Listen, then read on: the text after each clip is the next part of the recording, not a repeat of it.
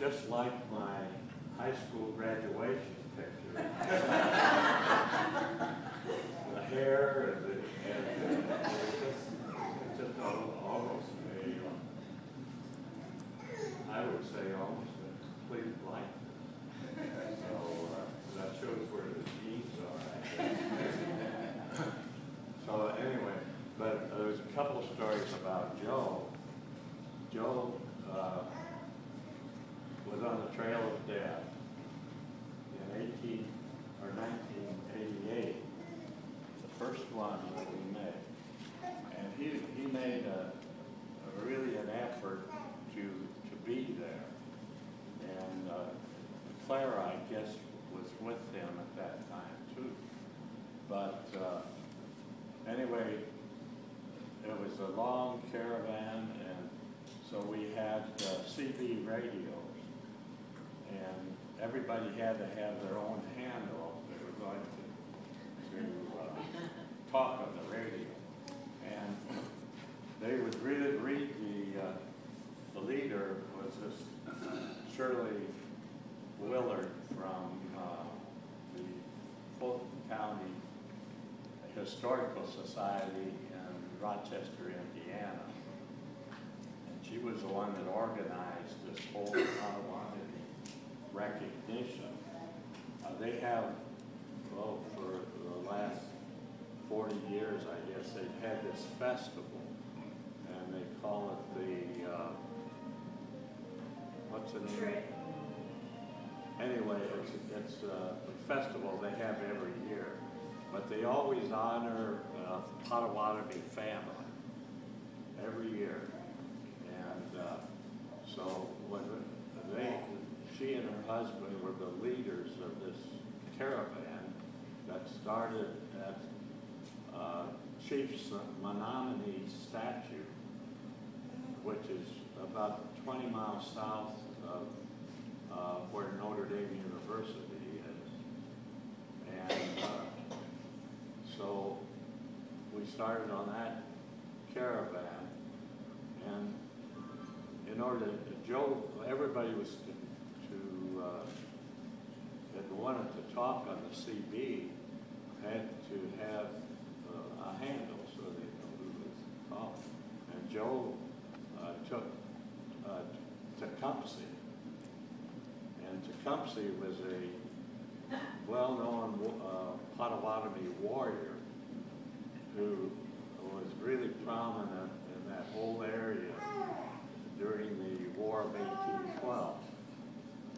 And he finally was killed up in Canada as part of the War of 1812.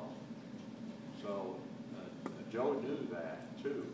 You know, he knew he was a great Potawatomi. I don't think he was a chief, but he was a well-known one. So that was one thing that I remember. But Joe was such a great guy on the trail, and they would come all the way down to the end of it. And the Trail of Death now has markers along the highway so that you can start about 20 miles south of Notre Dame and follow the trail all the way to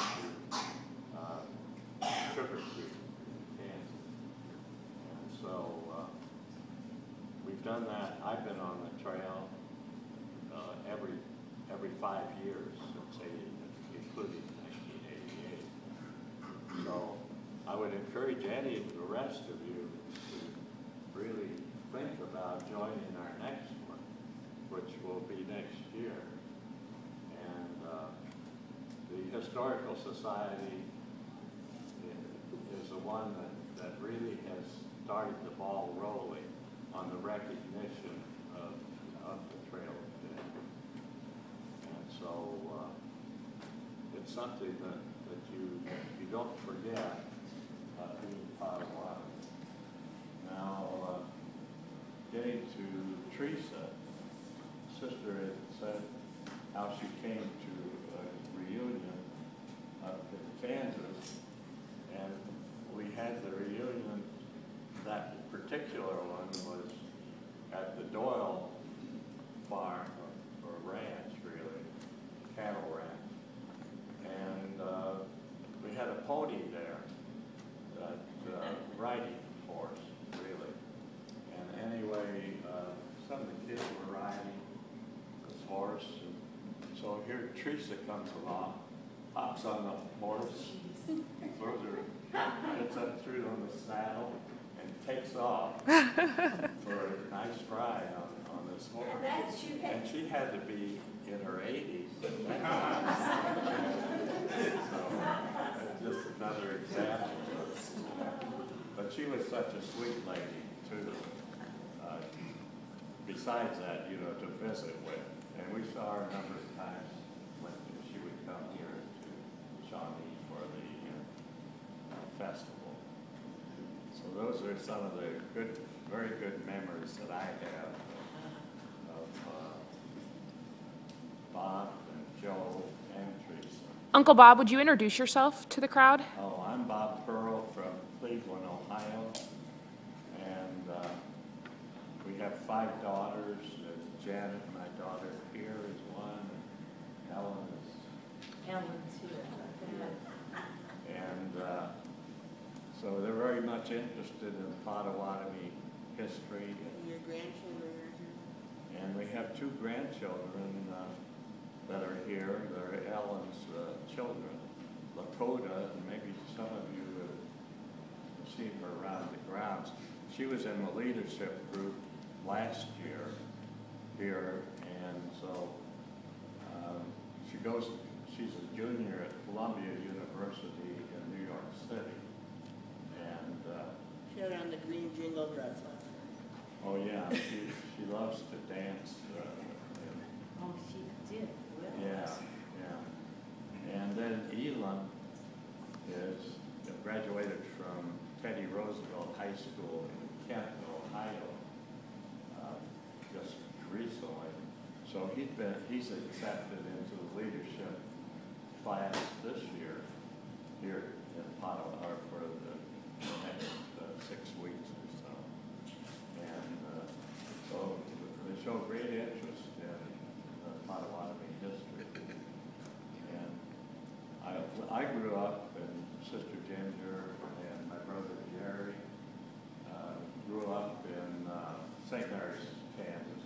We lived on a farm, and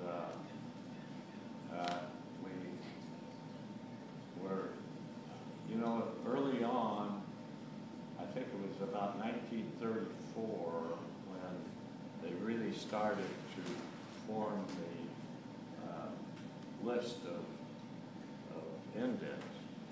And there were families in our area that we knew were Potawatomi, but you know, they didn't talk about, when they became citizens in 1861, when the government offered them citizenship, they were not supposed to speak their language or dress like Indians, or they really lost their culture in a sense.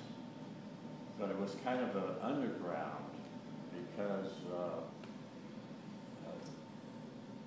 you would keep hearing it from our mother, who was Mary's daughter, and she would talk about it, but it was all these French names that puzzled a lot of people, like Navarre. But we know many of the ones that didn't come to Oklahoma. We know them and know their families. Like our mail carrier was Joe Navarre, and the man that ran the Rossville, Kansas newspaper was Pete Navarre. And so there are many other names. The Higby name is there, the Bertram name, the Main Street through St. Mary's is Bertram Avenue. And so there's a lot of history in St. Mary's that I don't think that the generations that have grown up in Oklahoma have been very conscious of. They know that they came from originally from St. Mary's, but they were up there from, most of the French names came from fur traders up in the Indiana, Michigan area, and around Chicago too. And the fur traders, French fur traders would come over and marry Indians. There weren't any other women around, so they married the Indian ladies. And I think that's how all the French influence came in. So it was, it's been an interesting history, and I think everybody can benefit from learning more about their family history. And maybe a lot of you have family trees and know that, but I would encourage you to do that. So that's my story. We really appreciate that, Bob.